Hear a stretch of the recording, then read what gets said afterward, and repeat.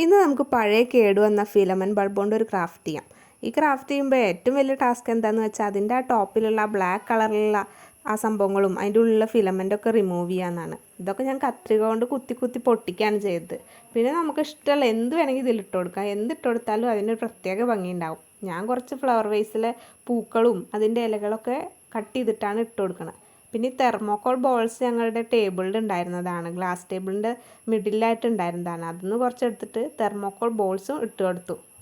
Next step ഇതിലേക്ക് വെള്ളം add ചെയ്യാനാണ്. വെള്ളത്തിൻ്റെ കൂടെ കുറച്ച് ഗ്ലിസറിനും കൂടി ആഡ് ചെയ്താൽ പ്രത്യേക ഒരു ഷൈനിങ് ഉണ്ടാവും എന്ന് ഞാൻ കേട്ടിട്ടുണ്ട്. പക്ഷേ എൻ്റെ കയ്യിൽ ഗ്ലിസറിൻ ഇല്ലാത്തതുകൊണ്ട് ഞാൻ വെള്ളം മാത്രമേ ആഡ് ചെയ്യുന്നുള്ളൂ. പിന്നെ ഞാൻ ഗ്ലൂ കൊണ്ട് ഈ ടോപ്പ് ഒന്ന് ഇങ്ങനെ വെക്കാൻ നോക്കി, പക്ഷേ അത് നടക്കാത്തതുകൊണ്ട് തിരിച്ച് വെച്ചിട്ട് ഒട്ടിച്ചു. പിന്നെ അതിൻ്റെ പെയിൻ്റ് ഒന്ന് വൃത്തികേടായതുകൊണ്ട് കുറച്ച് റെഡ് പെയിൻ്റ് അടിച്ച് വൃത്തിയാക്കി എടുത്തു. ഇതിപ്പോൾ എങ്ങനെയുണ്ട്, ഒരു അടിപൊളി ഡെക്കറായിട്ട് ഉപയോഗിച്ചൂടെ? പക്ഷെ ഒട്ടിക്കുമ്പോൾ നന്നായി ഒട്ടിയില്ലെങ്കിൽ ഇതേപോലെ തിരിച്ചു വയ്ക്കുക.